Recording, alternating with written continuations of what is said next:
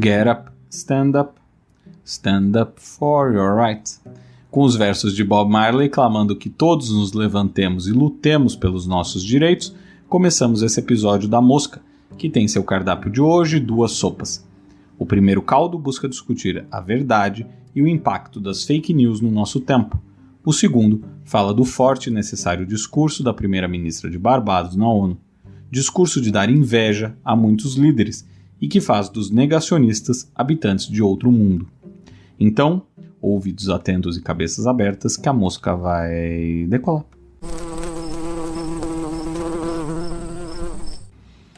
O que é a verdade? Como você pode dizer se algo é verdadeiro ou não? Ok, essa é uma discussão para lá de filosófica, mas poderíamos simplificar dizendo que encaramos como verdade, sob a ótica pessoal, aquilo que é incontestável pelos nossos semelhantes. E poderíamos pensar em exemplos para isso. Você não costuma questionar se o céu é ou não é azul, não é? Ainda que nada garanta que o azul que eu enxergue seja o mesmo azul que você enxergue, ou que nosso vizinho enxergue, se perguntarmos por aí de que cor é o céu, a resposta que virá é azul. A água em temperatura ambiente é líquida, a lua tem fases, todos morremos, o mar é salgado, a terra é redonda e azul, o presidente da República do Brasil é Jair Bolsonaro. Verdades aceitas por todos, certo? Bem, na maioria das vezes sim, mas nem sempre. Temos assistido cada vez mais uma enxurrada de fake news e teorias conspiratórias. O que antes era válido apenas para episódios emblemáticos como o homem chegou mesmo à lua, That's one small step for man, one giant leap for mankind. ou a princesa Diana sofreu um acidente ou foi assassinada, ou Elvis morreu mesmo, passou a ser uma rotina. Todos os dias recebemos algo que pode ser suspeito ou que levanta dúvida. Quem aí não viu aquele texto no começo da pandemia que dizia: gente, o primo do porteiro aqui do prédio morreu porque foi trocar o pneu do caminhão e o pneu estourou no rosto dele. Receberam um atestado de óbito como se fosse Covid-19. Eles estão indignados.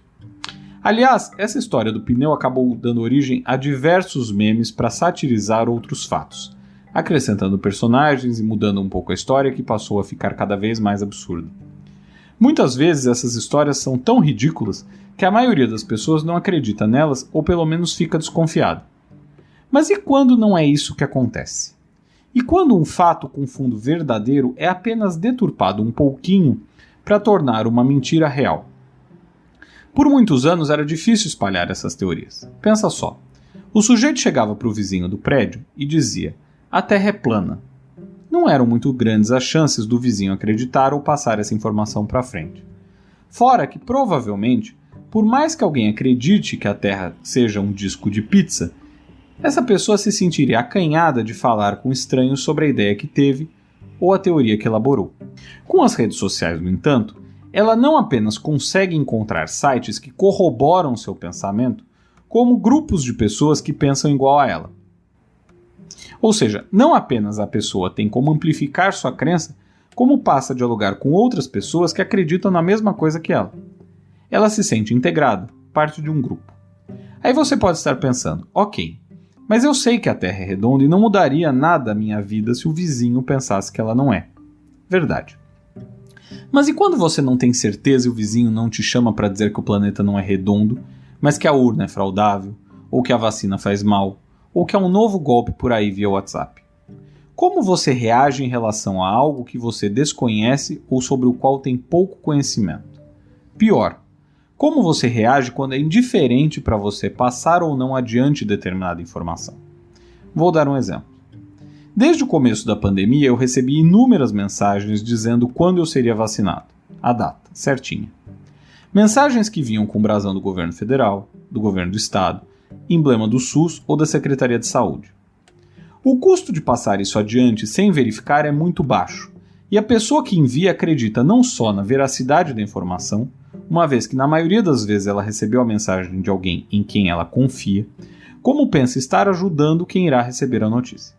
O mesmo vale para remédios sem eficácia comprovada contra a Covid, por exemplo, o chamado tratamento precoce ou preventivo. Se você imagina que o outro pode se salvar com a informação que recebeu de alguém em quem confia, dizendo que leu determinada pesquisa que você nunca foi capaz de checar e que afirmava haver comprovação da eficácia de determinado medicamento, por que você não passaria para os seus contatos a fim de salvá-los também? Ou por que não passaria a informação de um crime, ou a informação de assaltos em uma região, ou de que o poder público está agindo de alguma forma contra o povo? Tudo isso é agravado quando não é a vizinha ou vizinho que passam essa informação adiante, ou alguém que você tem em sua rede de contatos, a famosa tia do Zap. Mas sim, quando é alguém que possui a chamada fé pública, alguém que ocupa um cargo no governo, alguém com poder e por aí vai. Se disséssemos que muito do que assistimos atualmente aconteceria, quando o finado Orkut surgiu, provavelmente muitos de nós não acreditariam.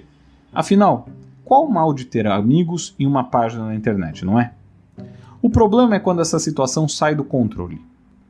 Em 2018, no México, uma mensagem disparada no WhatsApp pedia para que todos ficassem atentos, porque sequestradores de crianças haviam supostamente entrado no país. A mensagem seguia dizendo que os criminosos estavam envolvidos com o tráfico de órgãos e que crianças de 4, 8 e 14 anos haviam desaparecido, tendo sido encontradas mortas com sinais de que seus órgãos haviam sido removidos. Tal mensagem fez com que Ricardo e seu tio Alberto, avistados próximos de uma escola na cidade chamada San Vicente Boquerón, fossem tidos como suspeitos desse crime bárbaro, o que levou os moradores da região a invadirem a delegacia em busca dos dois homens. Munidos com seus celulares, realizando transmissões ao vivo e acreditando que faziam justiça com as próprias mãos, os habitantes do vilarejo agrediram e colocaram fogo em Alberto e Ricardo, que acabaram morrendo. Eles eram inocentes. Outro exemplo semelhante aconteceu aqui no Brasil. Em 2014, uma página chamada Guarujá Alerta, que tinha na época mais de 50 mil seguidores, publicou no Facebook uma informação de que havia uma mulher raptando crianças para realizar magia negra. A postagem trazia um retrato falado e uma foto de uma mulher loira, que nada tinha a ver com o rapto de menores. Outra fake news. Tal postagem motivou o linchamento e assassinato de Fabiane Maria de Jesus, de 33 anos, que, segundo testemunhas, havia sido vista dando frutas para crianças do bairro. Obviamente, os agressores agiram sem dar chance de defesa para a vítima, motivados pela postagem que haviam visto. Esse é considerado o primeiro crime motivado por uma fake news no país. Outros exemplos como esse podem ser encontrados na internet. A maioria com uma origem desconhecida, mas alguns com uma fonte conhecida, como exemplo do caso de Fabiane, que teve origem em uma página de notícias online. E não são apenas páginas sem credibilidade que compartilham esse tipo de conteúdo. Leda Nagli, jornalista com uma longa carreira, teve que se desculpar depois de divulgar em um grupo que possui informações de que o ex-presidente Lula possuía planos para matar Bolsonaro. Uma jornalista conhecida, que divulga uma informação de caráter duvidoso para seus seguidores, não nos faz lembrar de rádios ou canais no YouTube que passaram a fazer isso em busca de uma maior audiência? E maior audiência, a gente sabe o que significa nesse caso, certo? Dinheiro. Alexandre Garcia, por exemplo, foi demitido da CNN depois de reafirmar que o tratamento precoce era eficaz contra o coronavírus. A emissora postou esclarecimento contradizendo o jornalista e encerrou seu contrato pelas opiniões recorrentes dele sobre os remédios do chamado kit Covid. Mas após ser demitido, o número de seguidores do canal de Alexandre Garcia no YouTube superou o da emissora onde ele trabalhava, o que nos faz questionar até que ponto sua demissão servirá como desestímulo para que ele siga disseminando o que, segundo os cientistas, é uma fake news. E mais, adianta o Tribunal Superior Eleitoral postar vídeos e textos dizendo que as urnas são seguras? Ou a justiça americana decidir que as eleições de Biden não foram fraudadas? Ou engenheiros afirmarem que as torres gêmeas não foram implodidas pelo serviço secreto americano, como acreditam alguns? Ou a NASA afirmar que o homem pisou sim na Lua? Ou dizer que a Terra é redonda? E por aí vai. A resposta, infelizmente, é não. Não adianta. Porque é exemplo do que ocorreu com a população da cidade mexicana ou com os moradores do Guarujá, uma vez lançada a faísca da dúvida, não há muito que se possa fazer para controlar o fogo. As pessoas acreditam, em última análise, nas verdades que desejam acreditar. E isso pode ser potencializado não por quem criou a notícia, mas na confiança que temos em quem a espalhou. O perigo, meus amigos, mora ao lado. Fake news faz parte da nossa vida. Quem nunca contou uma mentirinha para a namorada? Se não contasse, a noite não ia acabar bem. Eu nunca menti para a dona Michele. Que eu entendo também que o fake news é quase como um apelido. Se botar um apelido agora no Queiroga e ele ficar chateado, vai pegar o apelido. Cai por si só. Não precisamos de regular isso aí.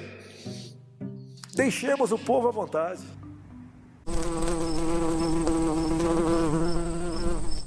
Barbados é um país muito pequeno. Tem pouco mais de 400 km², uma população de menos de 300 mil habitantes e é uma ilha no Atlântico que aposto que a maioria das pessoas não saberia apontar em um mapa. É tão pequeno que no Google Maps é necessário aumentar o zoom para o país aparecer. Possui regime parlamentarista, tendo Sua Majestade a Rainha Elizabeth II do Reino Unido como chefe de Estado e Mia Mottley como primeira-ministra desde 2018. Uma curiosidade é que a primeira-ministra quer acabar com a monarquia, quer estabelecer uma república no país. Você provavelmente nunca tinha ouvido falar dessa primeira-ministra, pelo menos não até a abertura da Assembleia Geral da ONU de 2021, quando seu discurso foi considerado como o mais eloquente e necessário entre os líderes mundiais, segundo alguns analistas. A primeira-ministra de Barbados tratou de alguns temas centrais, de aquecimento global a uma distribuição desigual de vacinas, da falta de ação dos chefes de Estado e de governo frente aos desafios do mundo atual, a necessária reformulação das Nações Unidas para torná-la mais alinhada ao que demanda o novo século, do problema das fake news ao racismo e à misoginia. Perguntou ela: quanto dinheiro mais ganharão as 5 maiores empresas de tecnologia, cujo valor de mercado hoje é de 9,3 trilhões de dólares, até que comecemos a nos preocupar com o fato de que tão poucos têm acesso a conhecimento e dados. E continuou, abre aspas, nós temos os meios de dar a cada criança desse planeta um tablet. Nós temos os meios de dar a cada adulto uma dose de vacina. E nós temos os meios de investir para proteger os mais vulneráveis do nosso planeta em relação às mudanças climáticas. Mas decidimos não fazer isso. Fecha aspas.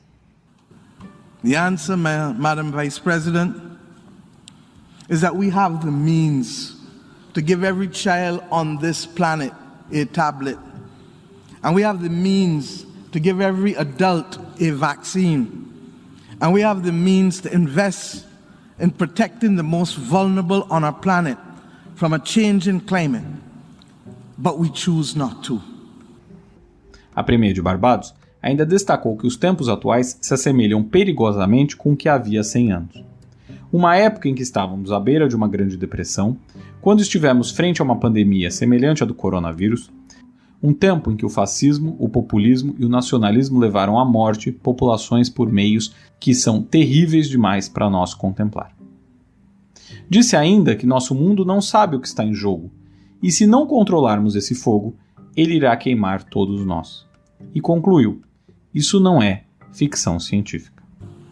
A time when we were on the eve of the Great Depression, and a time when we fought a similar pandemic, and a time when fascism and populism and nationalism led to the decimation of populations through actions that are too horrendous for us to even contemplate.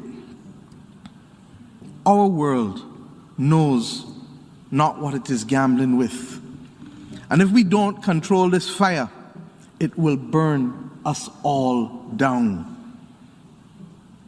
This is not science fiction. A abertura da Assembleia Geral, como discutimos no nosso último episódio, costuma ser marcada por discursos de pouco impacto em que líderes mundiais buscam atender às demandas externas, mas também falar para o seu público doméstico, tratando de temas que a poucos interessam muitas vezes. Não foi o caso da Premier de Barbados. Ela disse coisas que o mundo de fato precisa ouvir e ainda colocou Bob Marley como referência quando perguntou com razão quem vai se levantar e defender os direitos das pessoas. Quem vai se levantar em nome de todos aqueles que morreram durante esta terrível pandemia? E quem vai se levantar em nome de todos aqueles que morreram por causa da crise climática? A parte triste de tudo isso é que Barbados não joga o mesmo jogo dos mais poderosos. O dinheiro abastece campanhas, não nos esqueçamos, e elege políticos. O dinheiro cria narrativas, aprofunda desigualdades, muda realidades. E as fortes e duras palavras da primeira-ministra dessa pequena ilha que pode sumir do mapa se os oceanos subirem demais, provavelmente não encontrarão eco capaz de mudar qualquer aspecto mundial. Mas ainda assim são necessárias. E mesmo que fiquem restritas apenas ao salão quase vazio da ONU, algumas reportagens e alguns comentários como esse de agora, não são poucas as pessoas e alguns líderes que têm concordado sobre a necessidade de se rever a economia mundial, a cadeia produtiva, as relações de emprego, a distribuição de renda e, sobretudo, o impacto que o ser humano tem causado no meio ambiente. E como disse a Premier de Barbados, precisamos urgentemente de uma liderança global, moral e estratégica. Nas palavras dela, global porque nossos problemas são globais, moral porque devemos fazer a coisa certa, e estratégica porque não podemos resolver todos os problemas do mundo, mas devemos resolver aqueles que estão ao nosso alcance imediatamente. To find the global moral strategic leadership. Global because our problems are global. Moral because we must do the right thing. And strategic because we cannot solve every problem of the world, but we must solve those within our purview immediately. Thank you.